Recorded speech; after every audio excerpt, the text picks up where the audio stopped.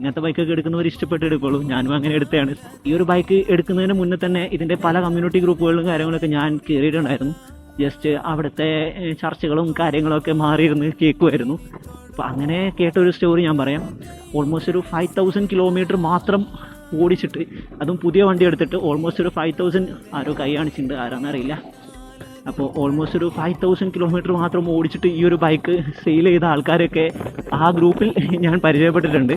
അപ്പോൾ പേഴ്സണലി അവരുടെ എക്സ്പീരിയൻസ് കാര്യങ്ങളോ ഷെയർ ചെയ്യുന്ന സമയത്ത് ഞാൻ DM മീൻസ് ഗ്രൂപ്പിൽ ഞാൻ ഒന്നും പറയില്ല, കാരണം എൻ്റെ അടുത്ത് വണ്ടിയോ കാര്യങ്ങളോ ഒന്നും അന്ന് ഉണ്ടായിരുന്നില്ല. ഞാൻ ഇതൊക്കെ കേൾക്കാൻ വേണ്ടി, ഇതിനെപ്പറ്റിയുള്ള കാര്യങ്ങളൊക്കെ അറിയാൻ വേണ്ടി കയറിയിരുന്നതാണ്. സോ അപ്പോൾ ഞാൻ പേഴ്സണലി DM ചെയ്തിട്ട് ചോദിക്കും, എന്താ ഏട്ടാ, എന്താ ഇഷ്യൂ, എന്തുകൊണ്ടായിരുന്നു നിങ്ങൾ ആ ഒരു 5000 കിലോമീറ്ററിലൊക്കെ വണ്ടി കൊടുത്തു എന്ന് പറഞ്ഞല്ലോ. ഞാൻ അങ്ങനെ ആരെയും ബോഡി ഷെയ്മോ കാര്യങ്ങളൊന്നും ചെയ്തില്ല.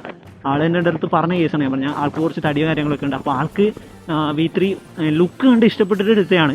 ആൾക്കത് ഹാൻഡിൽ ചെയ്യാൻ പറ്റുന്നില്ല. ആൾക്ക് ബാക്ക്